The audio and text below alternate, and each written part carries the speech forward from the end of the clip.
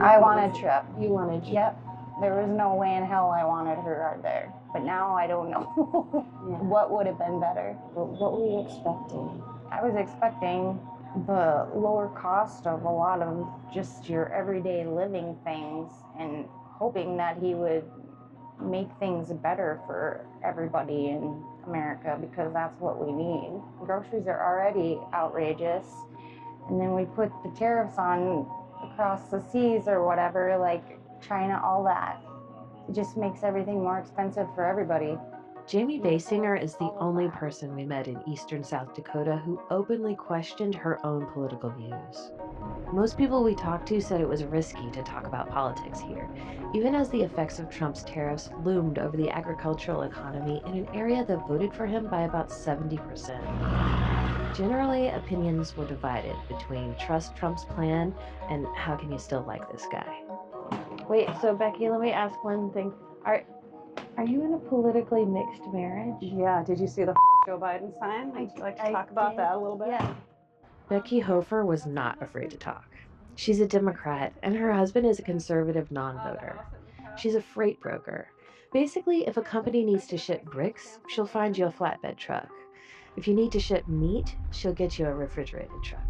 Ooh, you need the truck tomorrow? Can you guys like fork a pallet jack into the back of the trailer for him to pallet jack him to the front? This gives her a window into real-time shifts in the economy. Everybody's nervous. People are making different decisions for different reasons, but you know, some of it's hesitation, some of it's actual price changes. Everybody just wants some stability right now. And those shifts can be complex. She says China's retaliatory tariffs on American pork and beef could lead to higher prices on fruit.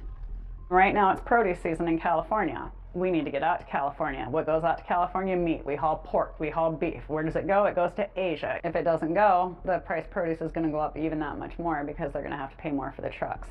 You know, as we've talked about, you're in a really conservative area, very pro-Trump area. Like, do you feel frustrated in trying to talk to your neighbors about what's going on? Yeah, you know, it's the biggest thing that frustrates me is that I just feel like nobody cares right now until it affects them. And I don't understand how they don't see that. They're not dumb. These people aren't dumb. And they're not unkind people and selfish people and thoughtless people. So I don't understand why they're okay with it. Hofer introduced us to her neighbor Rod Olerud, who is feeding cattle and who, for now, is okay with it. And I just think we need to let the president do what he's doing, and we need to just see what's going to happen here and give him a little latitude so that, you know, if it doesn't work, then we're going to have to try something different. Okay. So you're willing to let the president try some stuff to see? Yes, to see if this works. Let's give the president a chance, and we'll just have to go from there. Looks like a little boy. Tommy Baruth thinks we already give it a chance. He's a retired soybean farmer who saw what happened in 2018 when Trump put tariffs on China. The export market just went right down the tube because these countries could buy them from other places cheaper. Brazil and other countries were the ones that benefited from that. I read that it stayed that way, that now China buys a lot more from Brazil.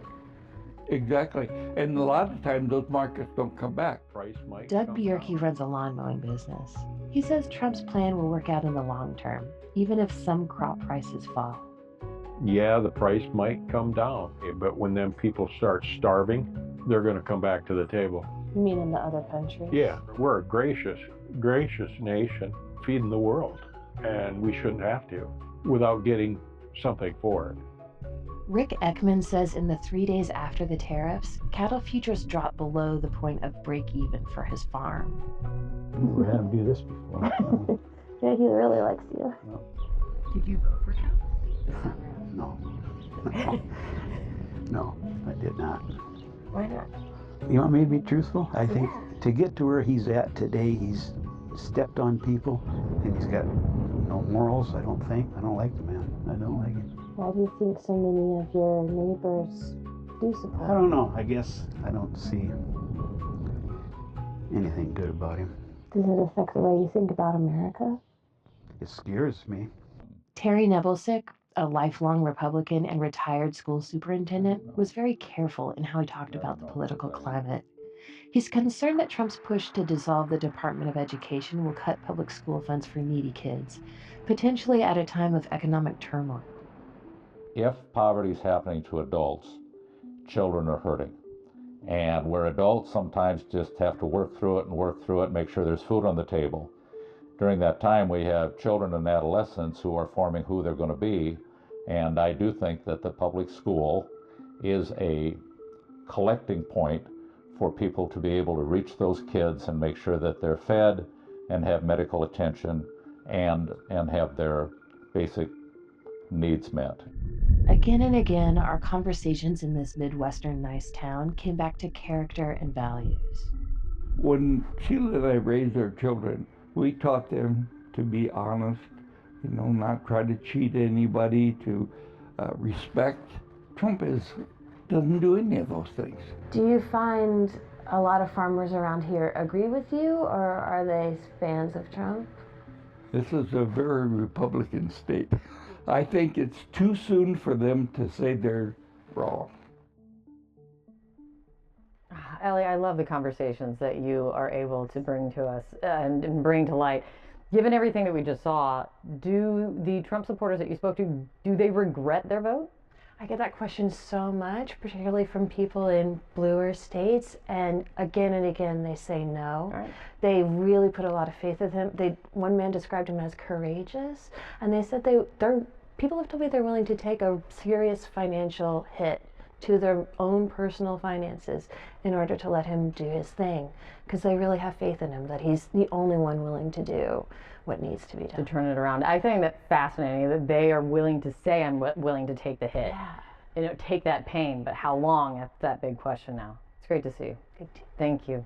So, talking about the tariffs, obviously over the last several weeks, we've seen Donald Trump, the president, losing support among voters writ large over the tariffs. His numbers on the economy are going south. He's hemorrhaging support among independents on the economy. But what about Trump voters? How do they feel about all this? One man can answer that question. He just happens to be the one man standing beside me right now, CNN Chief Data Analyst Harry Anton. Let's talk about Trump voters and how they feel. Do they regret their vote? I mean, this is the big question, right? I hear all these stories, all these articles. All the Trump voters, they regret what they did back in 2024. I'm here to tell you, very few of them regret what they did back in 2024. What are we talking about? Trump voters looking back at 2024. We got a new poll out. The poll was conducted this month. What percentage would change their vote to a different candidate? We're talking just 2%, just 2%. That's not even a wide spot on the road.